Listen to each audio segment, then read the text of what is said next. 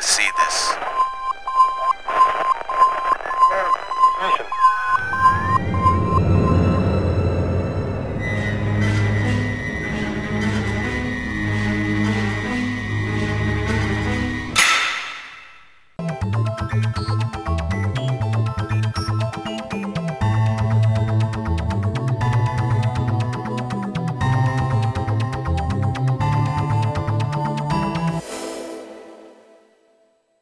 O programa Destaque de hoje está recebendo aqui em nossos estúdios o Dr. Manuelito Eduardo Campos, da Faculdade Integrada da Grande Fortaleza, a autora do livro Crescer através do Sofrimento.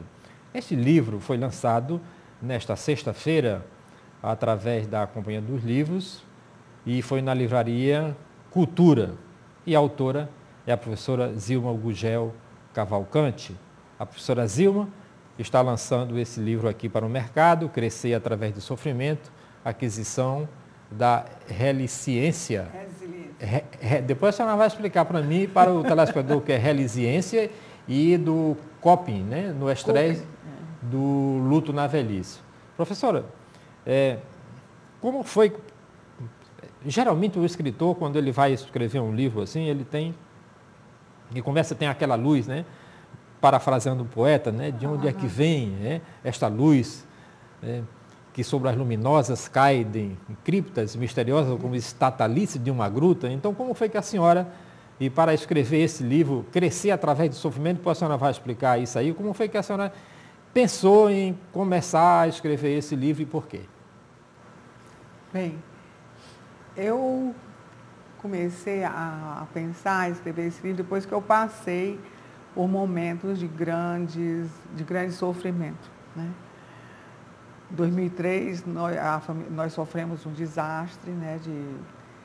E eu estava dirigindo, eu dormi na direção e esse desastre, esse acidente, né, fez com que minha mãe passasse 4 meses na UTI.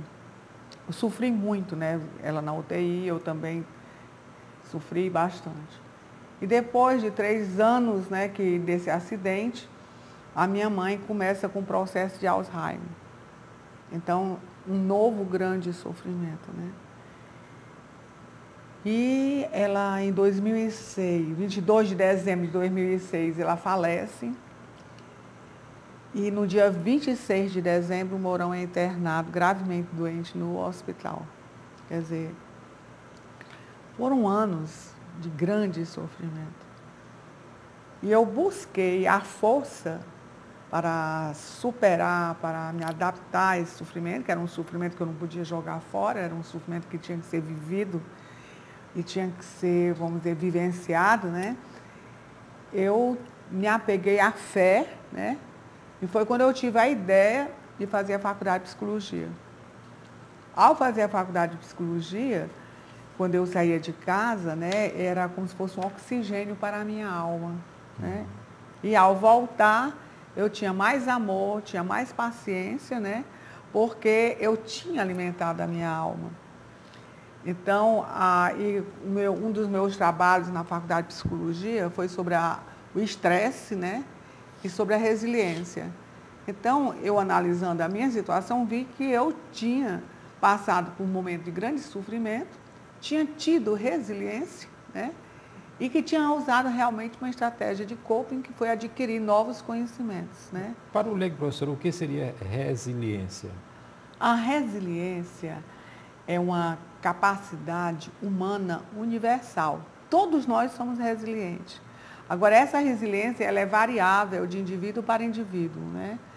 Mas a resiliência é a capacidade que você tem de administrar o sofrimento, não se perder emocionalmente no sofrimento, não entregar os pontos, mas procurar saídas para ou se adaptar, superar, né?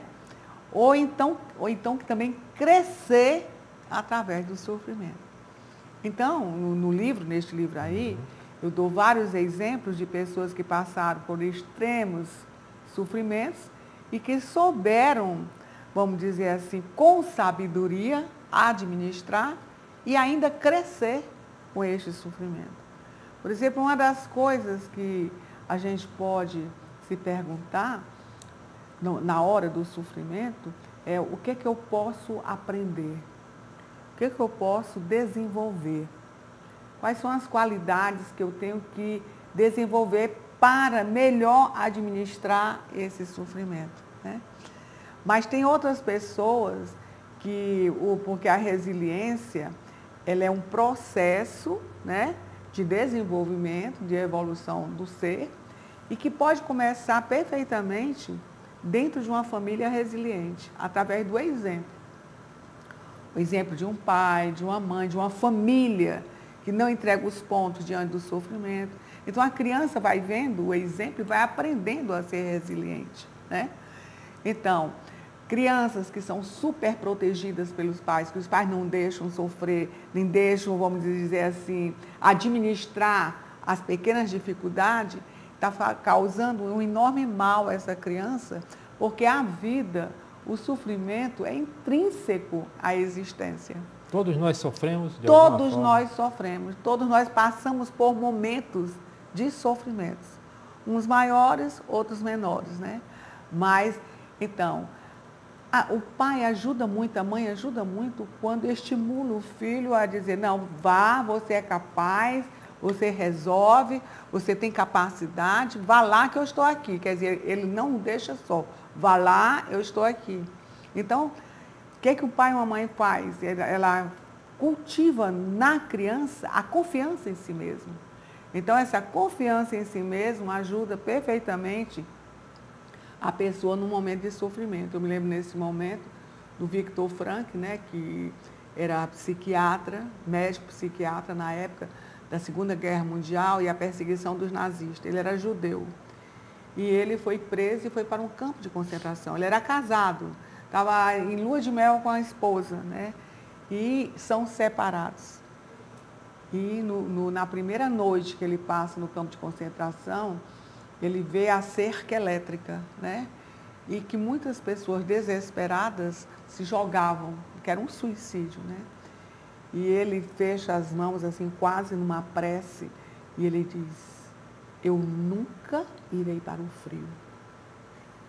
E quando eu sair daqui, eu serei professor, eu vou ser escritor e eu vou fundar uma escola de psicologia. Quer dizer, ele não disse se eu sair daqui, ele afirmou aquela autoconfiança. Quando eu sair daqui, eu serei professor e passarei para meus alunos a minha experiência. Quer dizer, o sofrimento também servindo como um legado, como um exemplo a passar para os outros, né? Então isso aí foi um grande aprendizado para ele.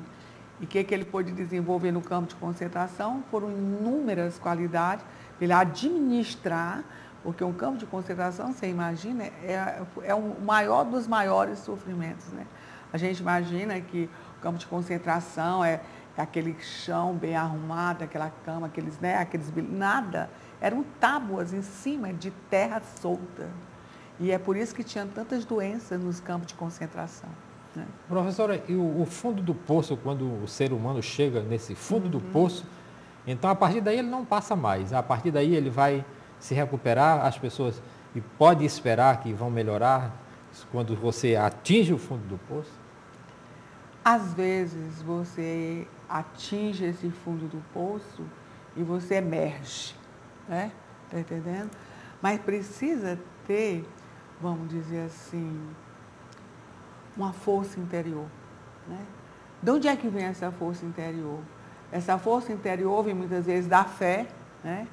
Vem muitas vezes de um sonho, vem muitas vezes, vamos dizer assim, da determinação. Eu não vou entregar os pontos, eu vou sair daqui, eu vou superar isso. Disciplina, né? Então, quantos valores você desenvolve no momento que você está no fundo do poço, né? Então, você tem uma história muito linda, que um senhor, ele amava o seu cavalo. E quando é um dia, amanhece o dia, ele vê que o cavalo caiu num grande, como se diz, numa grande cratera, né? E ele não podia, de maneira alguma, salvar o cavalo. E o que ele faz? Ele vai enterrar o cavalo. Mas o cavalo, quando a terra bate nele, o cavalo faz assim. E a terra cai. E ele vai subindo. A proporção que vai jogando a terra, ele se sacudia, ele não entregou os pontos. Então, quando ele chegou, ele estava salvo. Entendeu aí como é? É uma metáfora, né? Claro. Então, tem aquela música que diz assim, sacode a poeira e dá a volta por cima, né? Levanta, sacode a poeira e dá a volta por cima. O que é isso? Isso é não entregar os pontos diante do sofrimento. É uma decisão interior, né? É verdade. Por exemplo, a fé deve ser muito importante aí nesse momento. Mas a gente vê na história, recentemente, uma moça, ela se jogou do 7º andar do apartamento dela, porque há um mês anterior, ou 2 meses, o namorado dela tinha feito, tinha se jogado, tinha suicidado, e ela, inclusive, ela publicou na internet, aí, nos tweets da vida, que ela não conseguiu superar, né? Ela preferia voltar para o lado, estar do lado do namorado dela. Entende? Quando você parte para o suicídio, entende assim, como ela fez, uma moça jovem, atriz, bonita, lindíssima moça, entende? E como é que a gente pode dizer assim, rapaz, como é que eu posso conseguir me superar desse sofrimento angustiante, porque deve ser um sofrimento terrível, né? Você chega a um ponto que diz, olha, essa vida aqui não serve mais para mim. Olha, nesse ponto aí, professor Jonas, a gente pode ver várias coisas. A depressão leva ao suicídio, né? Então, a depressão é um estado de saúde terrível, né? Um estado de uma doença, né? Que você realmente não vê saídas. Você não vê saídas, né? Então, é como se você visse a vida através de uma lente onde tudo é negro. Mas é a doença que leva você a isso. É a doença que leva você ao suicídio, né? Porque uma das coisas que é intrínseca no homem é a vontade de viver, né? Então, é a sobrevivência. A gente não quer morrer. Então, quando você tira a sua própria vida, é porque realmente você está muito doente, né? Você realmente não vê saídas. Isso aí é uma das características da depressão, que é o beco sem saída. Aqui no seu primeiro capítulo, que a senhora falou do pensamento de alguns estudiosos, né? Do conceito de estresse, etc. E no segundo capítulo a senhora fala exatamente de perdas, lutos e sofrimento. O luto é uma doença? A senhora pergunta aqui no livro. E é uma doença o luto? Não. O luto não é uma doença. O luto é um estágio, vamos dizer, é um estado, né, natural, normal, depois de uma grande perda. E o luto, o Freud fala no seu livro Luto e Melancolia, que ele tem um livro sobre isso, né? Ele diz que o luto ele vai variar a intensidade desse luto de acordo com a morte da pessoa. Se for a morte imprevista ou for a morte esperada, se for a morte trágica, se for um jovem, se for uma pessoa mais idosa, né?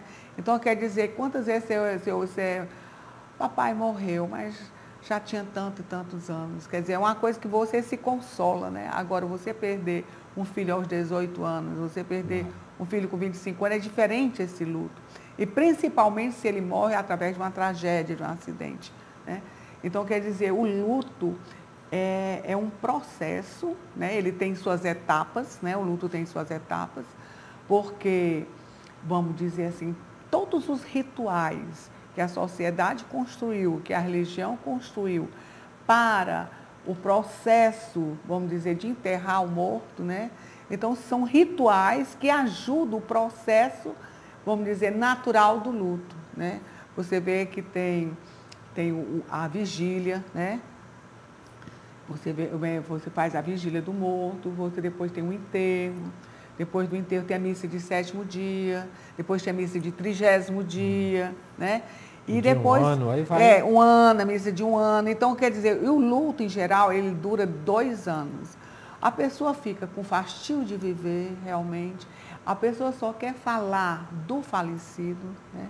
ela lembra-se de história, ela idealiza muitas vezes a pessoa que morreu, ela só fala das coisas boas, das boas qualidades, isso com o intuito de nem os familiares, nem os amigos esquecerem o falecido. É uma coisa inconsciente. E antigamente tinha uma simbologia que a gente usava luto mesmo. O luto, né? que era o preto, que era o Preto. símbolo. Era eu o usei símbolo. durante um ano o luto da minha mãe, de preto, e também do meu pai. Mas hoje não se usa mais, mas quer dizer, tirou-se isso, mas isso era um símbolo, né? Era um a símbolo. pessoa Aí depois, estava de luto. Aí depois colocaram uma tarja, né? Uma tarja, né? Mas era assim, com um ano era luto fechado. Eu me lembro, luto fechado. Depois de um ano era o luto aberto, né? Era mas aquilo ali é mais uma tradição cristã, né? Não era uma tradição, não era uma tradição cristã. Isso aí a gente vê em outras culturas, a gente vê isso aí também, né? Mas a questão é muito interessante, é que no momento do luto, a nossa sociedade ela é um pouco hedonista. Ela não quer sofrer. Dá um tranquilizante. Né? Dá um tranquilizante para a mãe ou para a viúva. Isso é errado, porque você não vivencia a intensidade daquela dor. E o tranquilizante faz com que você não sinta a realidade, não veja a realidade. Então, isso é ruim. Isso é ruim. Deixa ela chorar, deixa ela sofrer, porque é próprio daquela coisa. Mas a questão é essa. Dá um tranquilizante. Então, e também tem muitos mecanismos de defesa, né, para não sentir o luto, né? E muitas vezes você usa esse mecanismo de defesa porque você não tem a capacidade de vivenciar intensamente aquela dor.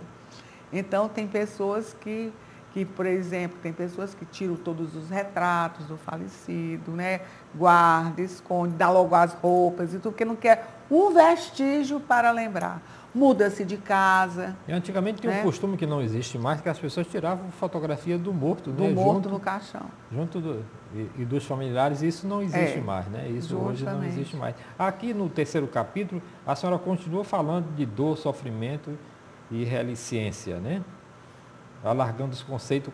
E como é que é isso? Como foi que a senhora estruturou esse livro aqui para ela ter esses capítulos, esses pensamentos, essa evolução, e de que forma esse livro pode contribuir para as pessoas que estão sofrendo, mas que têm a esperança de que amanhã será um dia melhor? Você disse exatamente o meu objetivo. Quando eu escrevi esse livro, eu escrevi com o objetivo de ajudar as pessoas que sofrem, para elas sentirem que sempre tem saída, sempre existe a esperança, né? Sempre tem uma maneira de você trabalhar, de você superar e de você crescer. Então, o objetivo do livro é ajudar as pessoas. Agora, você me perguntou o que é resiliência, né? E o que é o coping, né? O coping. Então, a resiliência é justamente essa força interior que você sente e que você se apoia em alguns valores, tá entendendo? Como a fé, como a determinação, como a disciplina, o bom humor, a alegria de viver, tá entendendo? Eu vou dar um exemplo. E o coping são estratégias que você usa para reforçar essa resiliência. Eu vou dar um exemplo aqui bem claro para os nossos ouvintes, telespectadores, compreender. Você sabe que eu sou psicóloga, né? E eu estava com uma cliente que estava sofrendo terrivelmente, porque a mãe tinha sido uma grande professora universitária e estava com Alzheimer, né? Minha mãe era de dar palestra, minha mãe era de escrever artigo, era tudo, e agora está com Alzheimer. E daí o maior sofrimento dela. E eu disse assim para ela, o que é que você gosta de fazer? E ela me disse, eu adoraria aprender a dançar. Eu disse, aprenda a dançar. Aprenda a dança de salão. Vá dançar. Mas a minha mãe, coloca uma cuidadora. E no momento da hora da dança, da aula de dança, a cuidadora fica com sua mãe e você vai dançar. E depois ela voltou para mim e eu fui vendo o quanto ela estava se transformando. Olha, o dançar, o sair de casa, não ver aquele sofrimento e ter o prazer, porque o coping, ele tem que lhe dar prazer, alegria de viver. Porque você não vive sem o prazer. E traduzindo para o português, o que seria o coping, uma palavra em português? O coping não tem tradução, mas o coping é uma estratégia, que lhe dá prazer e que alivia o seu sofrimento e que você, naquele momento que está executando aquela atividade, aquela ação, você esquece do problema. Então, o teu cérebro repousa e você respira. E tem maior força para enfrentar de novo o sofrimento depois. E porque nós vamos sempre sofrer, professora? É porque quando a senhora diz vai sofrer depois, significa dizer que a gente é uma sequência de sofrimentos a vida do ser humano? É porque a vida, se você vê, a vida ela é entrecortada com momentos vamos dizer, de imprevistos estressores, né? Está entendendo? Então, esses imprevistos estressores nos levam a um sofrimento maior ou menor, né? Está entendendo? Por exemplo, um momento estressor na nossa vida é quando nós nos aposentamos. Se você não se preparou para a aposentadoria, você vai sofrer muito. Porque com a aposentadoria, você perde a sua função, perde o seu papel, perde muitas vezes a sua identidade. Quer ver? O professor Jonas da Faculdade Grande Fortaleza, o professor Jonas do programa, né? Está entendendo? Quer dizer, ligam você ao trabalho, né?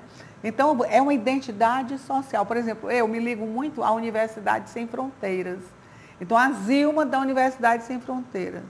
Então, o que eu fiz? Quando eu fui fazer psicologia, foi nesse intuito. Eu não vou ficar eternamente administrando e trabalhando na Universidade Sem Fronteiras, porque eu estou envelhecendo.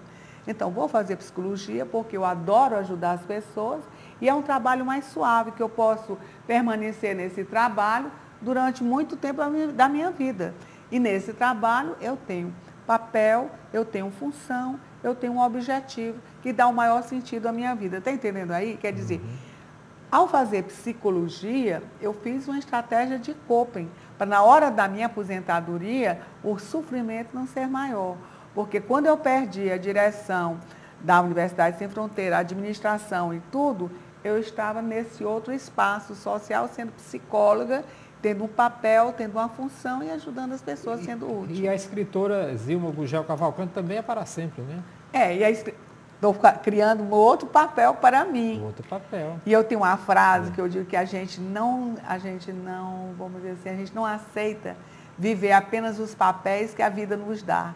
A gente está sempre criando novos papéis e novas funções para nós, para enriquecer a nossa vida.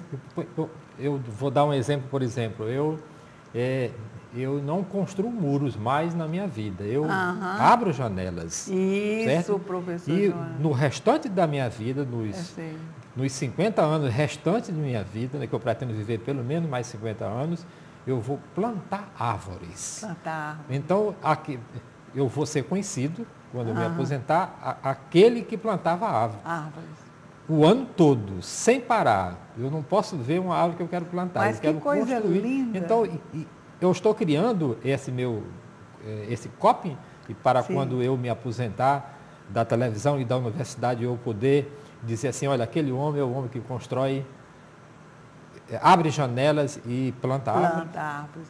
Isso é um coping? Isso é um coping, porque você não suportaria ser esquecido. Então, você criou uma estratégia de coping, você vai se imortalizar através da árvore, porque a árvore vai viver muito mais tempo do que você. Essa árvore foi o professor Jonas que plantou. Então, você não será esquecido. Então, essa tentativa, por exemplo, quando a gente também, escreve a mesma tentativa, minha tentativa, eu pensei também assim, quando eu morrer, meus filhos terão meus livros. E serão, vamos dizer, conversa, né, que eu teria com eles, está entendendo? Quer dizer, é um coping, é uma estratégia de coping para suavizar essa ansiedade existente em nós diante da nossa finitude. Porque quando a gente vai envelhecendo, a gente começa a pensar, né, que o tempo que nos resta é bem mais curto do que o tempo vivido. Então, a gente procura estratégias para ocupar-se, a mente e para realmente administrar esta ansiedade. Aqui no capítulo 4, a senhora está falando aqui no estudo de casos, né? E cita a Mariana, a Lúcia, isso são pessoas que passaram pelo seu consultório, como é que é? São pessoas que foram minhas alunas, né? E outras que passaram pelo meu consultório, né? Então... construíram uma história de coping. Que construíram uma história de resiliência e que usaram estratégias de coping, né? Para superar o sofrimento, né? Então, cada um é interessante que cada uma teve estratégias diferentes. Por quê? Porque o temperamento, a personalidade vai influenciar na hora que você escolhe a sua estratégia para se reforçar e superar. Professora Zilma, tem uma pergunta que eu não quero calar. Esse livro é um livro para idosos? Não, é para todas as idades. Apesar do exemplo que eu dou, são de pessoas que já têm mais de 70 anos, mas é para todas as idades. Por quê? A criança sofre. A gente pensa que criança não sofre, que a criança é eterna, a infância é maravilhosa, mas quando a mãe deixa o lar para ir trabalhar, a criança sofre terrivelmente, porque pensa que ela não vai mais voltar, né? Então, qual é a estratégia que ela usa de coping? Muitas vezes é o paninho que ela cheira para dormir, né? É o brinquedo de estimação, ou então muitas vezes é um animalzinho, um cachorrinho que ela brinca. Então, o brincar da criança, né? O apego a um brinquedo é justamente aquele brinquedo que dá segurança e força a ele até mamãe voltar. Entendeu? Então, esse livro, e outra coisa, tem muita coisa interessante, porque eu desenvolvo aí que a resiliência, você não nasce resiliente, você se torna resiliente. E você começa a aprender a ser resiliente na família, né? Então, a mãe e o pai são os principais responsáveis de criar o seu filho resiliente para enfrentar a vida. Professora Zilma, onde é que o ouvinte, o telespectador, pode encontrar o seu livro aqui, Crescer através do Sofrimento? Bem, a partir dessa semana você pode encontrar na Livraria Cultura, porque o lançamento dele foi no dia 8, né, de abril, isso, né, às 19 horas. Foi um sucesso, foi maravilhoso o lançamento. E você poderá encontrar na Livraria Cultura. E eu acredito em outras livrarias também. Ok, professora Zilma, muitíssimo obrigado aqui Muito obrigada, sua participação Jonas. aqui no programa Destaque, que volta na próxima semana com outra personalidade em destaque aqui pela FGF TV, o seu canal Universitário de Fortaleza. Muitíssimo obrigado pela sua audiência.